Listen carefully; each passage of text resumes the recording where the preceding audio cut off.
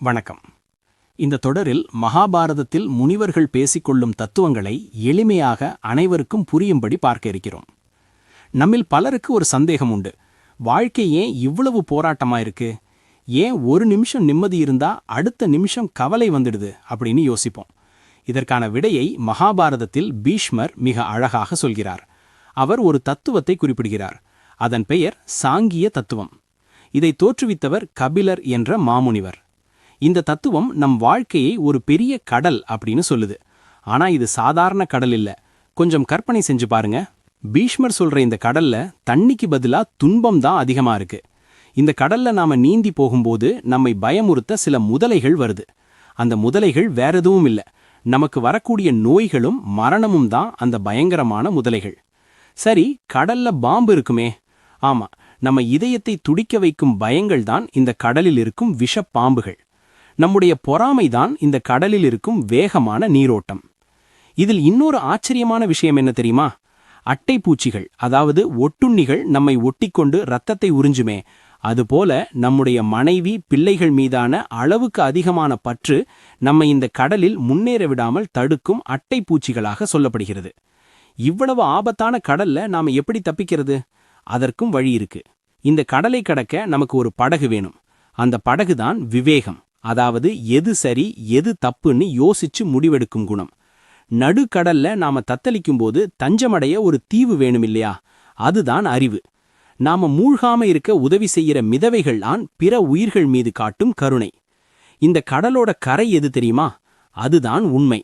அந்த உண்மையை நோக்கி பயணம் செஞ்சு சாங்கிய தத்துவத்தை புரிஞ்சுகிட்டவங்க இந்த உலக துன்பங்கள்ல இருந்து விடுதலை பெற்று சூரிய கதிர்களைப் போலவும் காற்றைப் போலவும் சுதந்திரமா மாறிடுவாங்கன்னு பீஷ்மர் முடிக்கிறார். வாழ்க்கை கடல்ல மூழ்காம அறிவெனும் தீவை அடைய தயாரா இருக்கீங்களா? தொடர்ந்து கேட்போம். நம்முடைய உடம்பை ஒரு அழகான வீடு என்று கற்பனை செய்து கொள்வோம். ஒரு வீட்டை கட்ட பிளான், செங்கல், சிமெண்ட், ஜன்னல் கதவுகள் எப்படி தேவையோ அதே போல நம் உடலும் 24 பொருட்களால் ஆனது என்று சாங்கிய தத்துவம் சொல்கிறது. இதை புரிந்து கொள்வது ரொம்ப எளிது. வாருங்கள், வீட்டு கட்டுமானத்தை பார்ப்போம். படி 1, வீட்டின் பிளான், புத்தி. எந்த ஒரு வீட்டை கட்டுவதற்கும் முதலில் ஒரு பிளான் தேவை. நம் உடம்பில் அந்த பிளான் தான் புத்தி. இதைத்தான் மகத் என்றும் சொல்கிறார்கள். இதுதான் ஒரு வேலையை எப்படி செய்ய வேண்டும் என்று தீர்மானிக்கிறது. படி 2, வீட்டின் பெயர் பலகை, அகங்காரம். வீடு கட்டும்போது இது என்னுடைய வீடு என்ற எண்ணம் வருமல்லவா? அதுதான் அகங்காரம். நான் என்ற உணர்வுதான் இந்த வீட்டின் உரிமையாளர் போல செய்யப்படுகிறது.